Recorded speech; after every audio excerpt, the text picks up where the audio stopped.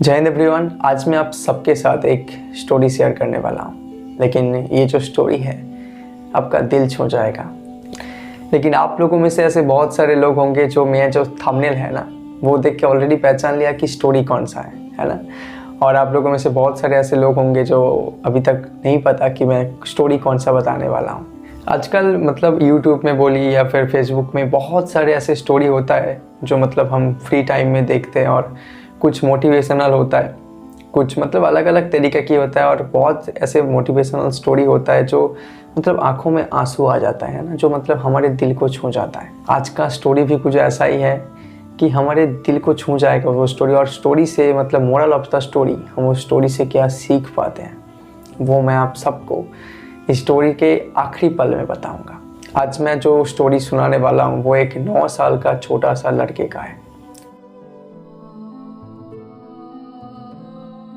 उस छोटा सा लड़के का पिताजी मतलब पापा चल नहीं सकते, व्हील चेयर में बैठे रहते हैं, क्योंकि उनकी पापा का जो दोनों पैर हैं वो पैरालाइज्ड है।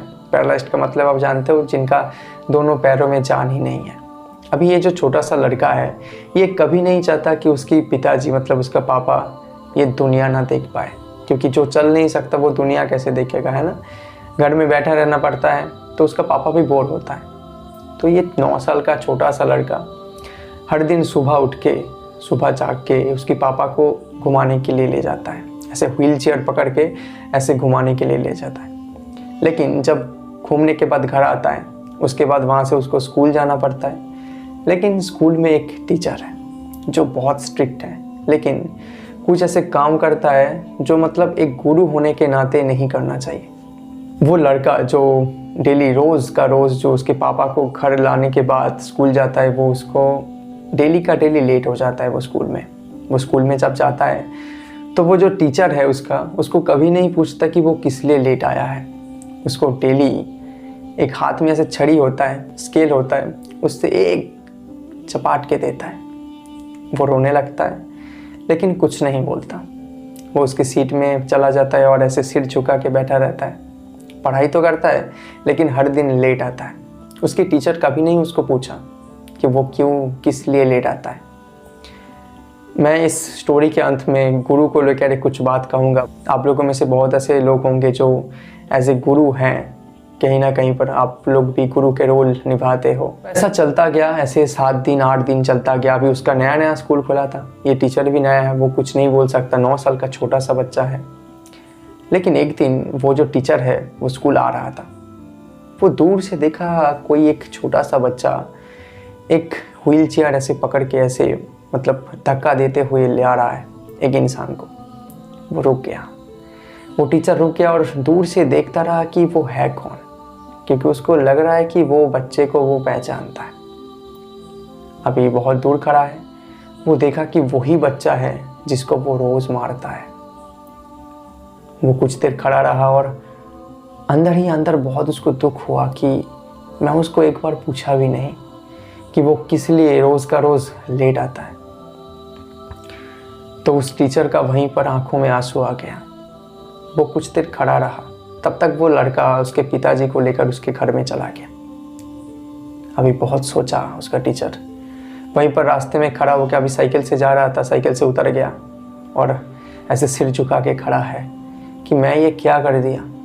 एक छोटा सा लड़का जो अभी नया स्कूल आया था, मैंने उसको एक बार पूछा भी नहीं वो किस लिए मतलब रोज़ का रोज़ लेट आता है, क्यों लेट आता है। तो वो स्कूल चला गया, उसका जो टीचर था वो स्कूल चला गया और पढ़ाना चालू कर दिया। कुछ मिनट बाद वो लड़का स्कूल आता है, फिर से लेट आता है। लेकिन उसका जो टीचर था उसको देख के उसके आंखों में आंसू आ गया। वो बच्चा जानता था कि उसको आज भी मार पड़ेगा, तो ऐसे सामने गया और ऐसे सिर झुका के खड़ा था और उसके टीचर के हाथों मतलब सामने ऐसे हाथ, क्योंकि उसका टीचर उसको मारने वाला था। उसको पता है कि उसका टीचर फिर से मुझे मारेगा, लेकिन वो कुछ नहीं बोला।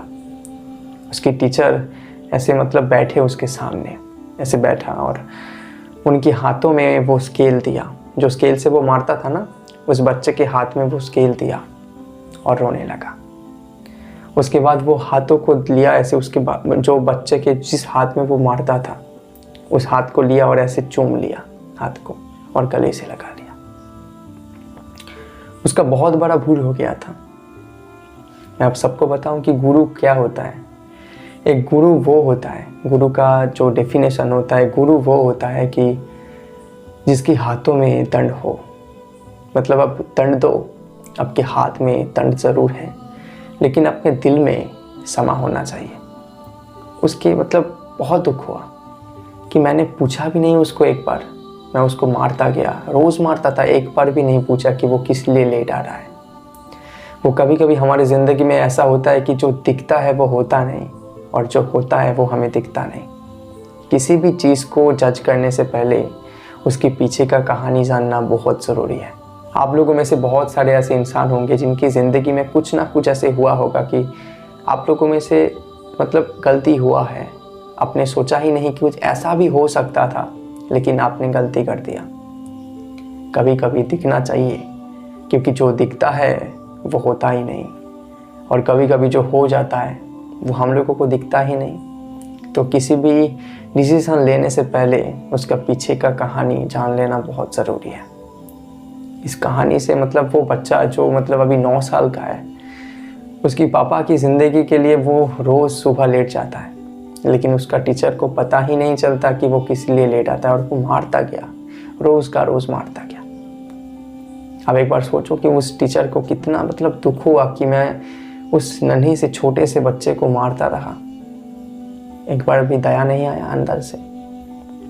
आप लोगों की ज़िंदगी में भी कभी कभी कुछ ना कुछ ऐसे ज़रूर होता होगा कि आपको लग रहा है कि ऐसा ही हुआ है, लेकिन हो नहीं भी सकता है।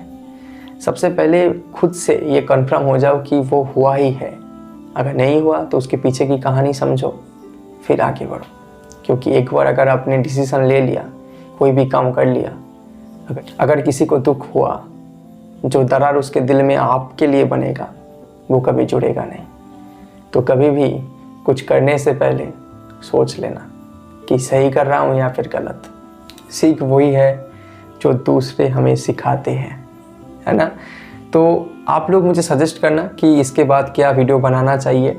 तो मैं ये स्टोरी हिंदी में बताया, लेकिन मैं बंगाली में ही वीडियो बनाता हूँ। जो लोग मुझे नया नया देख रहे हो वो मुझे सपोर्ट के लिए सब्सक्राइब कर देना। अगर आप लोगों के पास कोई टॉपिक है कि मतलब ये मुझे प्रॉब्लम हो रहा है, आप भैया मुझे मतलब इस चीज़ का सॉल्यूशन बता दो, तो मैं उसके सॉल्यूशन के लिए ज़रूर वीडियो बनाऊँगा, मतलब कोशिश करूँगा। ठीक है, तो आज के लिए इतना ही। मिलता है अगले वीडियो में, तब तक के लिए खुश रहना। और जो बोला कि जो दिखता है वो होता नहीं, और जो होता है वो दिखता नहीं, तो हमेशा खुश रहना।